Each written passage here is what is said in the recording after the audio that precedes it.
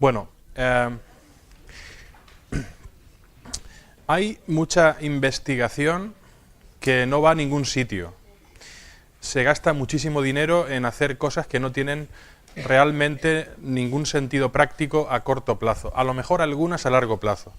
La investigación translacional es la que intenta responder a un problema clínico. Nosotros vemos un problema clínico y entonces diseñamos un estudio experimental, pero para luego intentar resolver ese problema clínico y por lo tanto tiene una aplicabilidad más alta. Bueno, yo soy Pedro Cascales, trabajo en el departamento de cirugía en la unidad de trasplante hepático ya 13 años y bueno, pues como no me he presentado de cara al vídeo, que se sepa quién soy.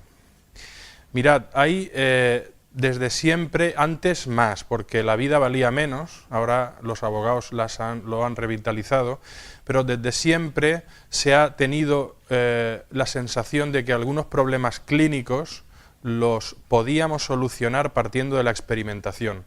Y Voronov, que es una estrella de la historia del trasplante, murió en el año 1951 y pongo aquí solo vivió 85 años. Esto era una edad bastante importante. Y digo solo vivió porque él pronosticó que sus funerales, él brincaría el año 2000, cuando tuviera pues casi 150 años, ¿no? Él experimentó consigo mismo. Entonces, el problema que empezaba en las clases sociales altas era el del envejecimiento, y entonces él cogió extractos de testículos de perro y de cobaya y se los inyectó bajo la piel a ver qué pasaba. Esto en realidad es un seno injerto, es decir, es un traspaso de tejidos, de células tejidos, desde una especie a otra. Ya lo veremos un poco más adelante. Pero él se había fundamentado en dos experiencias previas. Berthold, que cogió y vio, vosotros sabéis lo que es un capón, ¿no? Es un gallo al que se le arrancan los huevos cuando es pequeñito y entonces él no desarrolla los huevos, los testículos, no los huevos de gallina. Entonces él no desarrolla los caracteres sexuales del gallo. Como son este colorido y esta cresta súper roja, que es llamativo para las gallinas. Pero entonces él vio que lo que iba a ser este gallo en realidad se convierte en esta cosa que engorda un poco más y sirve para comer, pero cogiendo trozos de testículos de un gallo y poniéndoselos otra vez al capón, era capaz de revertir esta situación y conseguir caracteres sexuales definidos, con lo cual dijo, bueno, pues algo tiene que haber para que se produzca esto. Esto sería un haloinjerto, es decir, un injerto entre especies, entre la misma especie, ¿no? Pero no deja de ser un tejido que parte de un individuo y se le pone a otro para que haga algo. Y la segunda experiencia sobre la que él se fundamentó fue esto. Él cogió intentó tratar Brown-Séquard, que fue fundamentalmente neurólogo, que eso es por lo que pasó a la historia, y volvió en un extracto acuoso de testículo de perro, que en realidad lo que estaba consiguiendo para revertir estos problemas del envejecimiento era a expensas de esta sustancia que es la testosterona. Entonces, que es Voronov, dijo, adiós, con esto se puede hacer dinero. Y entonces entre las clases sociales altas que pagaban un dinero, él publicitaba esta comparativa, cómo antes y después de las inyecciones repetidas de estos extractos se conseguía un aspecto, ya ves, más vigoroso. Anatole France fue premio Nobel de literatura, fue un tipo verdaderamente interesante y también se sometió a este tipo de tratamiento y vivió desde hacía 10 años, no tenía una erección y vivió una erección. Y esto, pues, bueno, le dio mucho vigor. En realidad, la testosterona actualmente también se utiliza de forma sintética para la virilización, por ejemplo, en los transexuales de mujer a hombre, ¿no? Pero lo que ellos no sabían es que en realidad la testosterona, aparte de los cambios físicos, también produce una serie de efectos metabólicos y cardiovasculares poco sanos. Bueno, siempre hemos probado y siempre hemos investigado desde que somos pequeños. La investigación es una actividad humana que tiene un objetivo, que es conocer más. Desde el niño que a los 8 o 9 meses empieza a tirar las cosas al suelo porque le parece una maravilla que eso caiga al suelo, pues en realidad lo que está haciendo es investigando.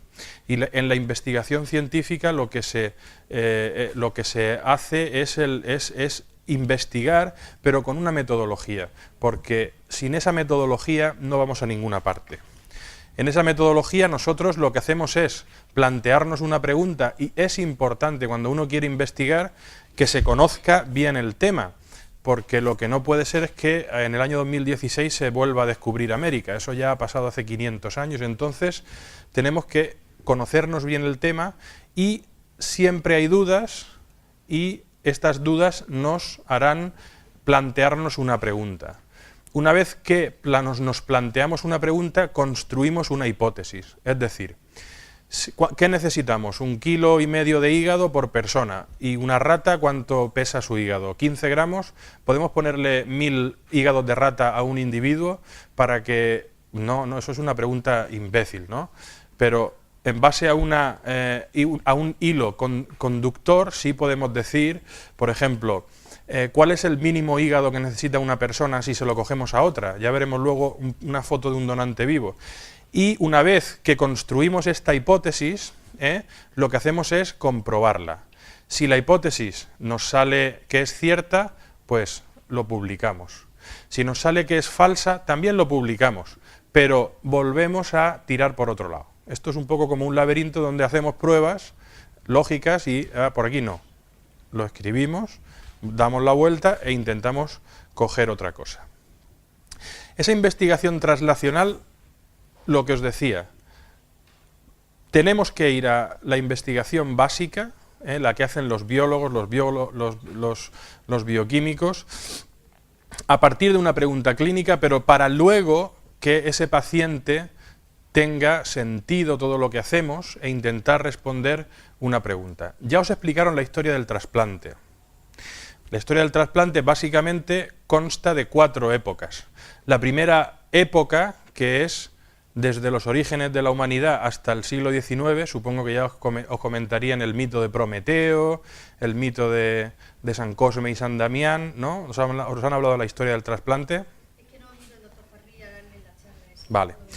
Bueno, pues hay una serie de mitos donde ya se deja entrever esa preocupación y esa tendencia del ser humano a pensar en qué pasa o en qué pasaría si órganos de unas personas fueran a la otra. Pero esto, que es la prehistoria de los trasplantes, como decía, hay más sombras que luces y realmente ahí no se avanzó nada.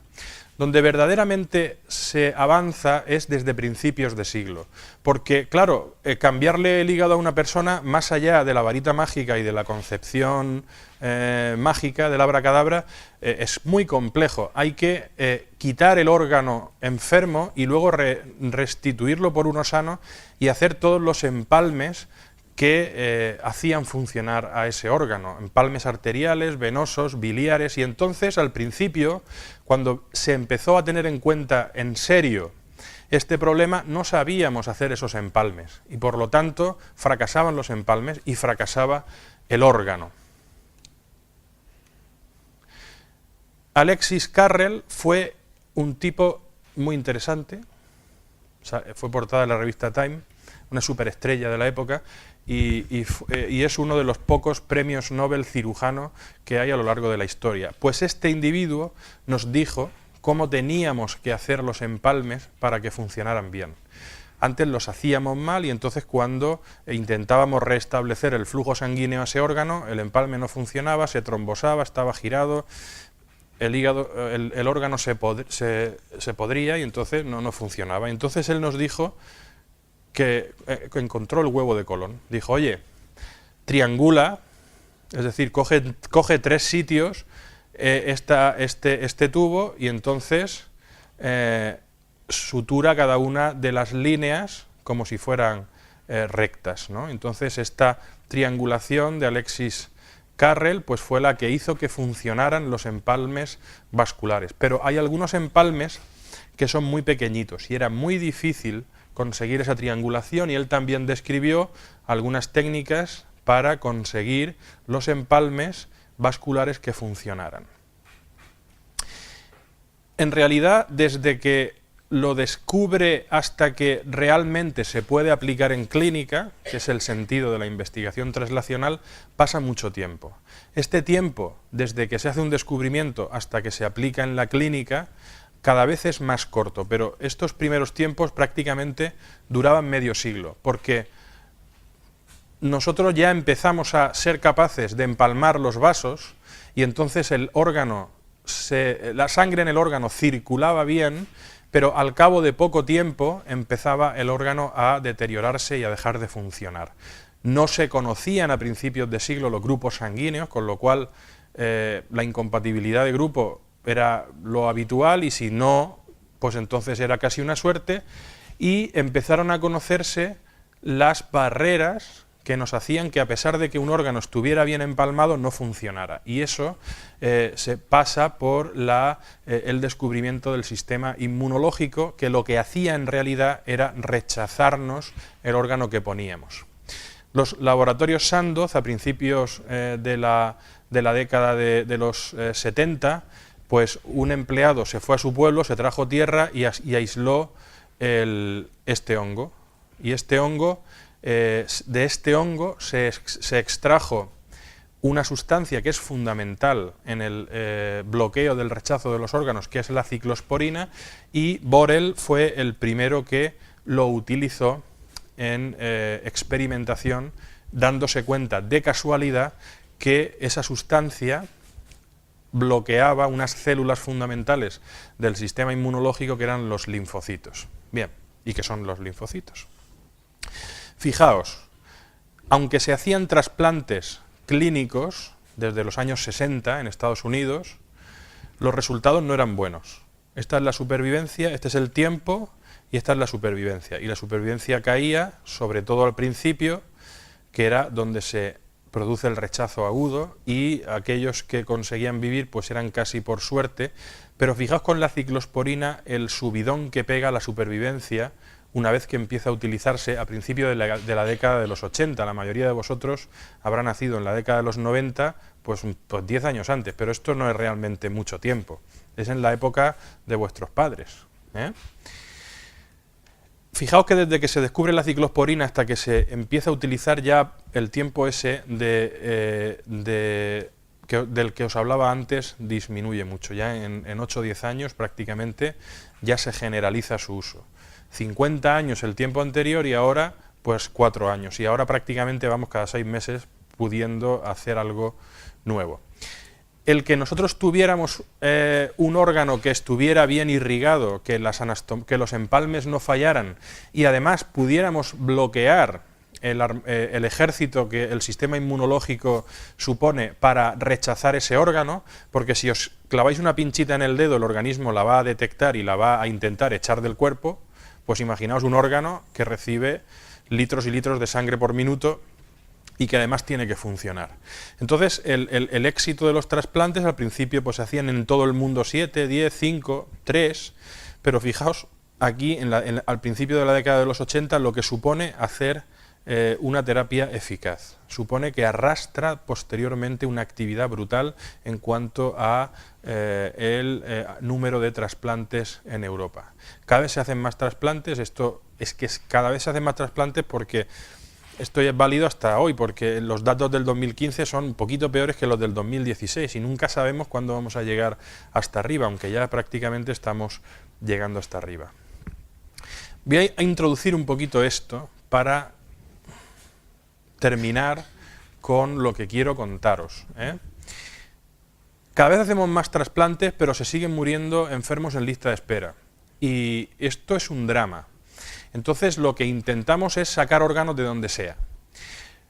Cuando un paciente tiene una muerte cerebral, o ahora que os habrán explicado el lunes el donante en asistolia, En definitiva, cuando un paciente muere por muerte cerebral o el donante a corazón parado, todo el sistema de trasplantes está preparado para detectarlo y pedirle los órganos a la familia. Esto que se dice así, cuando lo vives en realidad, y nosotros, todo nuestro sistema de coordinadores de trasplantes son enfermeros. Entonces, lo digo por la importancia que tiene este sector, ¿no?, en el trasplante, más allá del cirujano, que puede tener a lo mejor la visión un poco más, ¿verdad?, encumbrada algunas veces, pero no es así. Hay que conseguir ese órgano, porque si no el cirujano no va a poder hacer nada. Y ese es el punto clave. Y es muy llamativo que el porcentaje tan pequeño de familias que dicen que no. Y a lo mejor, siempre que cuento esta charla, intento poneros en situación. A lo mejor dentro de una hora os llaman porque vuestra hermana, o vuestro novio, o vuestra madre, ponéis un poco en situación, ha tenido un problema y está en muerte cerebral y es candidata a donar órganos, y sin embargo, a pesar del dolor, el porcentaje de gente que dice que no es muy bajo. Entonces, disminuir las negativas familiares, pues es un límite, porque ya estamos llegando prácticamente a que nadie diga que no, aunque se sigue diciendo algunas veces que no. Otras formas de obtener órganos es intentar optimizar otras subpoblaciones.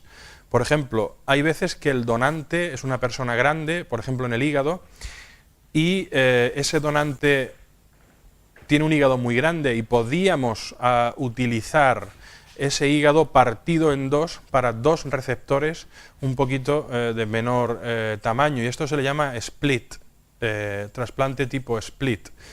El donante en asistolia, que está potenciándose cada vez más, y el donante vivo, que es una situación en la que una persona que está viva y sana dona un órgano o parte del órgano y evidentemente tiene que seguir viviendo. El lunes 11 el doctor Robles os dirá, os centrará un poco en el donante vivo hepático, que es, como decía en una publicación, la única cirugía que puede tener una mortalidad del 200%, porque se te puede morir el donante, que además es una persona sana, perfecta, y cuando se va a la donación a vivo estás seguro de que es perfecto, y se te puede morir en el quirófano, para darle medio hígado a su familiar que a lo mejor tiene una cirrosis alcohólica y se salva, pero el otro se muere, o se mueren los dos. Es decir, es una situación muy compleja y de un estrés y de una tensión que envejecemos verdaderamente mucho esos días. Queda muy lejos a la hora de obtener órganos, para que os hagáis un poco un cuadro, el fabricarlos. Probablemente al final se puedan fabricar, pero actualmente no podemos fabricar un órgano complejo como es el hígado, como es el riñón, para tener a su disposición. Esto sería de forma ilimitada. Y quiero centrarme un poco en los senotrasplantes. El senotrasplante es el trasplante de órganos de una especie a otra especie diferente. Entonces, en principio, podríamos tener de forma ilimitada órganos. Imaginaos, elegimos el cerdo no por la proximidad, es decir, anatómicamente es muy parecido, pero filogenéticamente está muy lejos, y la experimentación con primates superiores es muy compleja y no se puede hacer. Luego hay cuestiones éticas que os podéis imaginar y cuestiones legales. Bien, esta es una imagen de un split hepático, es decir, este es un hígado sano que lo hemos dividido en dos, cada uno con su sistema arterial, venoso y biliar, y de recuperación y de retorno venoso, y entonces cada uno de estos hemihígados va a ir a una persona diferente, de tal forma que esta forma de optimizar órganos consiste en que al final un donante es capaz de ofrecer en función dos hígados diferentes. Yo creo que el donante vivo es el futuro, porque también genera un número ilimitado de donantes, y os quiero enseñar pues una imagen de lo que el split es una técnica parecida, pero ya se hace en un cadáver, que es el donante, pero aquí es el donante en vivo. Entonces, aquí tenemos un paciente, este es un individuo sano que ha decidido donar medio hígado. Entonces nosotros lo que hacemos es hacer una bipartición, esta es la vena cava retrohepática, y utilizar el hígado derecho o el izquierdo, pero cada uno va a tener su sistema arterial, venoso y biliar. Aquí tienes que jugar muy bien con los volúmenes del tejido para que el individuo que ha donado se quede con suficiente hígado para no hacer un fallo hepático, y que evidentemente también done la suficiente cantidad de hígado como para que el individuo que lo recibe también pueda arrancar con el hígado donado. ¿Hasta aquí vamos bien? Bien. Pues vamos a centrarnos un poco ya para terminar, y luego si queréis hacer alguna pregunta, en el seno trasplante. El seno trasplante es el trasplante entre dos especies diferentes. Entonces, en el árbol filogenético, cuanto más alejados estén, va a ser peor, y entonces hablamos de concordantes cuando están cerca, filogenéticamente, como por ejemplo tenemos programas experimentales de trasplante de ratón a rata, pero luego también hay trasplantes discordantes, donde las especies están separadas filogenéticamente, y entonces el rechazo inmunológico es mucho más agudo, es mucho más difícil de controlar. Os pongo aquí esto porque es el modelo que nosotros desarrollamos, el seno trasplante discordante de cerdo a babuino. Conseguimos publicar el artículo, esto es plusmarca mundial, porque vivió 8 días y medio el babuino con el hígado del cerdo. Solo la Universidad de Pittsburgh hace 5 años comunicó una supervivencia de 7 días, pero bueno, a nosotros nos vivió 8 días. La verdad que el choque inmunosupresor que había que ponerle a este babuino, que tenía su nombre porque le poníamos los nombres nuestros, el choque inmunosupresivo era brutal, aguantó 8 días. Pero durante esos 8 días conseguimos demostrar esto. Estas son las proteínas del mono, una proteína específica del mono que desde el momento del trasplante, 0 minutos, fue cayendo y fue siendo sustituida por las proteínas del cerdo. Es decir, pudimos comprobar en una función concreta que había un traspaso de funciones y que el hígado iba produciendo esa hormona.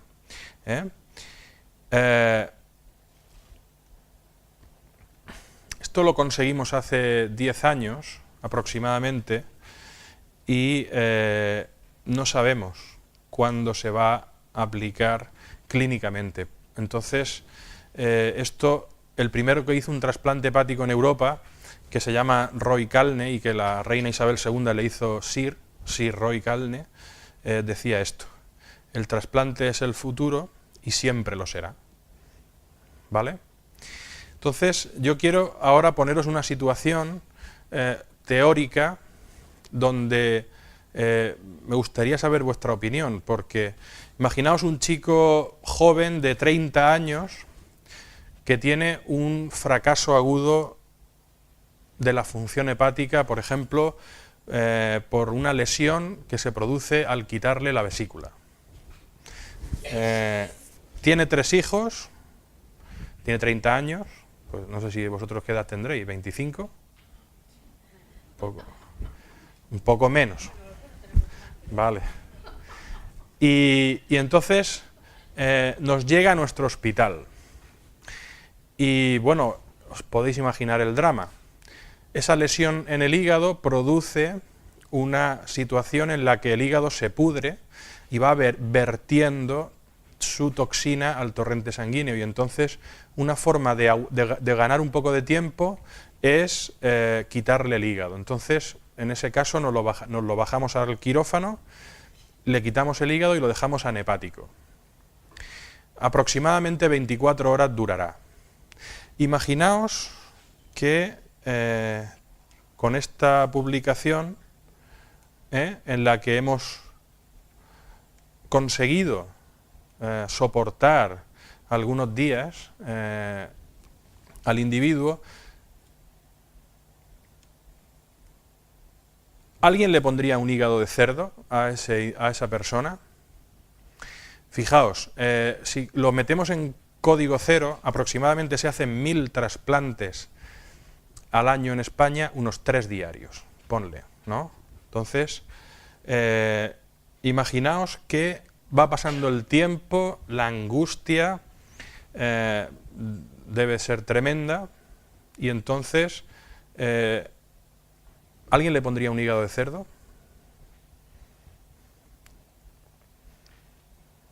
Que levante la mano.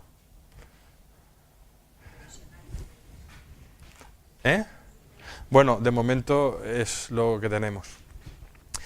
Bueno, esto lo vivimos en realidad, no es una situación teórica, y lo vivimos en realidad. Fijaos, este hígado que llevaba esta proteína HDAF,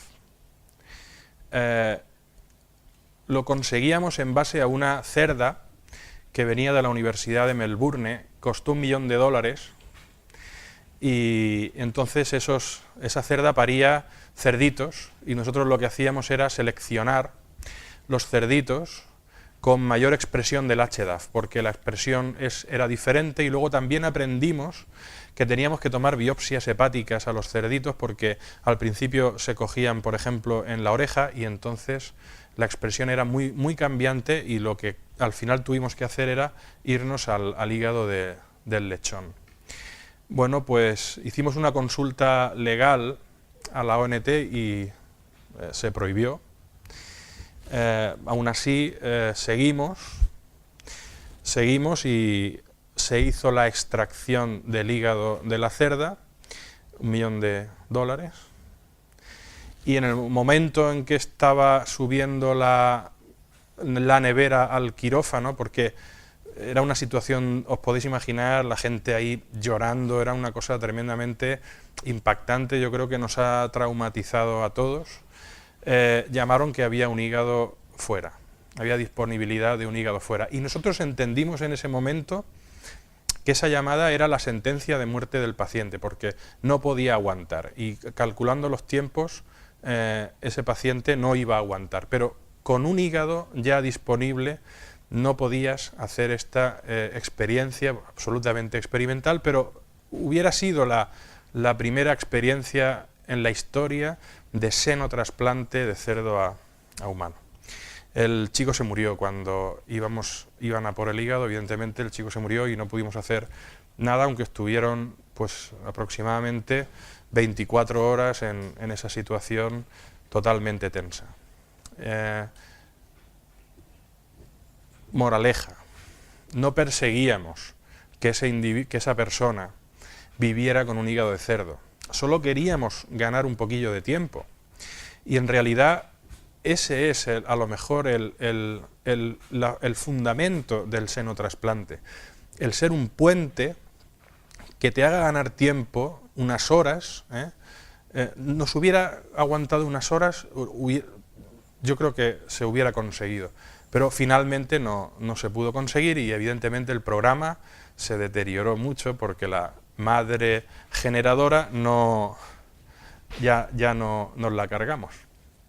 Así que muchas gracias por escucharme, y si tenéis alguna pregunta estoy encantado de responderosla.